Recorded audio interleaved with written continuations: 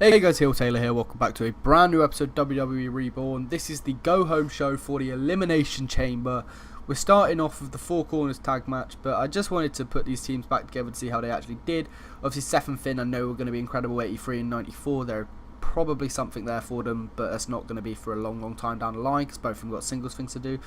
Apollo and Jason there, as you can see, there's something happening with them. Dean and Mojo, I might start something post-Mania.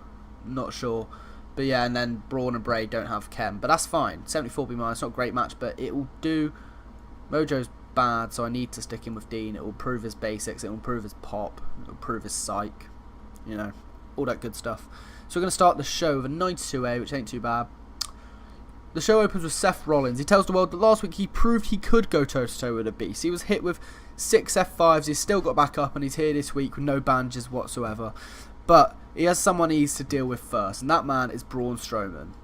Braun's music hits, he comes to the ring, he tells Seth that he should be Universal Champion right now. I mean, it's Baron Corbin's fault that he didn't at some show in a different country that no one's going to speak of ever again. And he wants his match with Brock. Seth says that Braun shouldn't even be thinking about Brock right now because Seth Rollins is the man in front of him. Stephanie McMahon comes out onto the stage after this and just says, there's only one way to settle this, and it's pretty obvious. At Elimination Chamber, Seth Rollins will go one-on-one with Braun Strowman with a match against Brock Lesnar at WrestleMania for the Universal Championship on the line. So we're going to our next segment here. 57C minus. It's actually a lot better than I expected it to be. In about had decent wrestling, Little Heat. Revival defeated Slater and Rhino in 12 minutes 53 seconds, where Dash Wilder defeated Heath Slater by pinfall for the Shatter Machine. He's changed. I will one day change their gimmicks, I promise.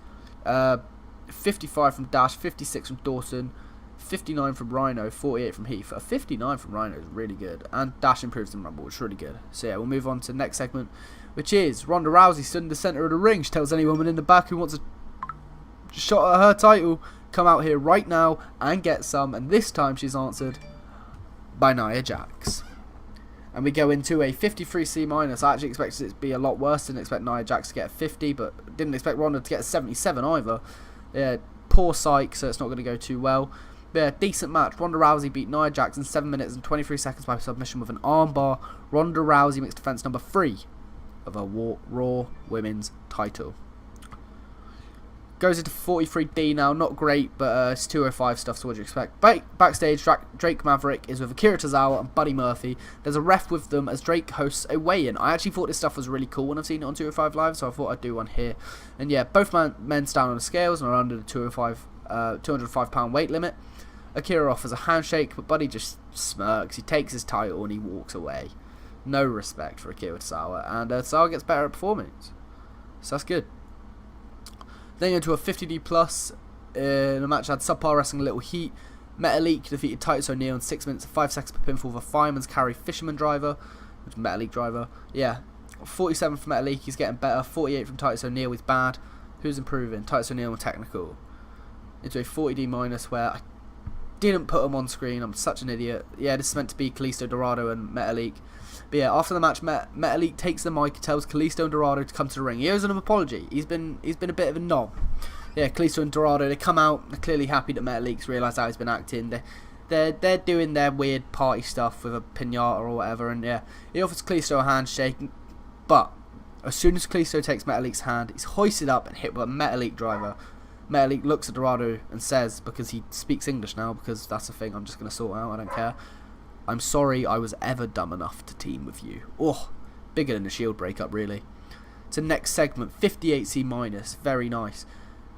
Bout had decent wrestling, not much heat. Elias defeated Tyler Breeze in 7 minutes 55 seconds by submission with a Boston Crab, which totally shouldn't have been submission after blatantly cheating. 42 for Tyler, not too good. He was off his game as well, so it's just not great, but he'll get there. 64 from Elias, which is a lot better than I expected, actually. I go to an 88B plus, and under Titantron, Stephanie pops up. She says, surprisingly, you two seem to be entertaining our fans somehow, and I won't let a match end that way because you're obviously entertaining.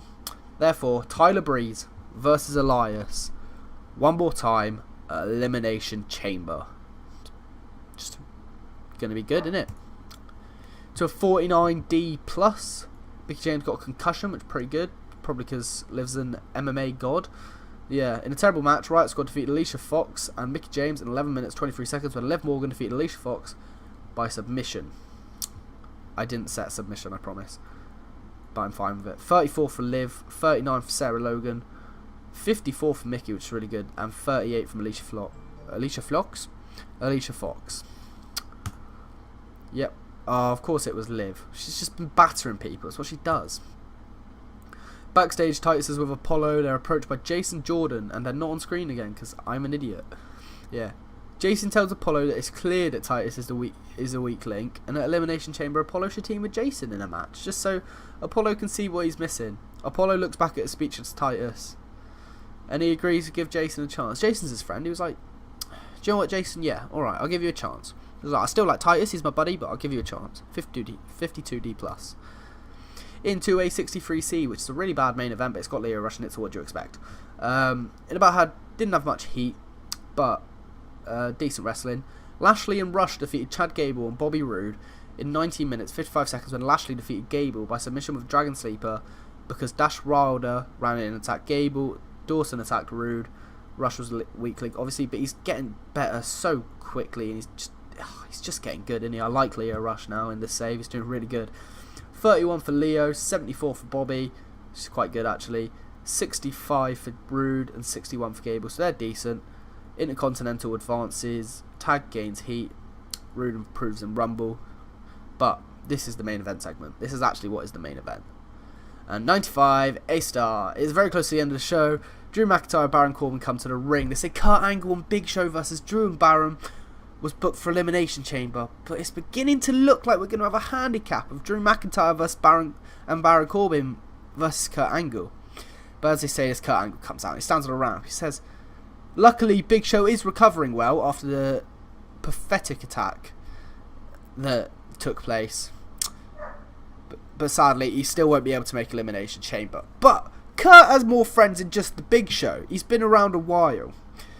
He found himself someone that Drew and Baron should be even more scared of. He found John Cena. John Cena and Kurt Angle versus Drew McIntyre, Baron Corbin at Elimination Chamber. It's happening. It got a 95 A-Star, and the show got a 74B minus, which is better than most of our shows. We're still losing pop. Get in. Yeah, I'll see you on SmackDown. Okay, we're on SmackDown, the Go Home episode of SmackDown. The classic Four Corners match. 35 for Dane, 52 for Eric, 61 for Shelton, which is really good. Aiden with a 38, 50 from Rowan, 55 from Harper, 66 from Jay, and 67 from Jimmy. No one suits to their gimmicks. Jimmy and Jay work well together because obviously they do. To an opening segment of a 95 A-Star, which absolutely bangs. The Miz and Shane McMahon stand in the middle of the ring, and the Miz takes a microphone. He tells the club he respects them and all the work they've done around the world, but they mess with the wrong besties. They didn't win these titles just to fall at the first hurdle, so good luck to them. 95 A-Star. Good opening segment. To 68C plus, not that good, but decent wrestling. Not much heat. Joe defeated Ty Dillinger in 7 minutes 17 seconds by pinfall with a muscle buster. 78 from Joe. 44 from Ty Dillinger. To a 91A, and that's it. That confirms the 6 competitors for the Elimination Chamber match for the WWE Championship are Daniel Bryan, Mustafa Ali, Randy Orton, AJ Styles, Samoa Joe, and Jeff Hardy. Yep. Pretty good. 91A. To a 41D, did not expect this match to be good, to be honest, but yeah. Terrible wrestling, non-existent crowd heat. R-Truth defeated Alexander Wolf in 8 minutes with a quick roll-up. R-Truth for 45, 33 from Alexander Wolf. To a 56C minus, after the match, a graphic plays confirming Eric Young and R-Truth for the United States Championship at Elimination Chamber. 56C minus, not bad. To 71C plus, I was hoping for a little bit better, but it'll do. It's going to hurt the storyline heat. But yeah, Jeff Hardy, 72, 57 for Mustafa Ali. Mustafa Ali beats Jeff Hardy in 20 minutes 9 seconds with a reverse 450. And Jeff Hardy did not bitch at losing this at all, so that's pretty good. To 61C, Rey Mysterio comes to the ring after the match, tells Andrade that he was truly offended when he called him a mockery to lucha wrestling, so he wants to fight him in the Elimination Chamber and prove that he's a great luchador. I forgot to put that Andrade accepts there, but yeah, Andrade just comes out and he's like, yeah, alright. In 82B, it will do. Randy Orton is apparently injured. Don't even do this to me. Yeah, 88 from Orton, 85 from Styles. Superb wrestling, great heat. Orton defeated Styles with an RKO in 19 minutes 45 seconds. Or a true nose. I better be able to work through that, or it's like a really, really short injury.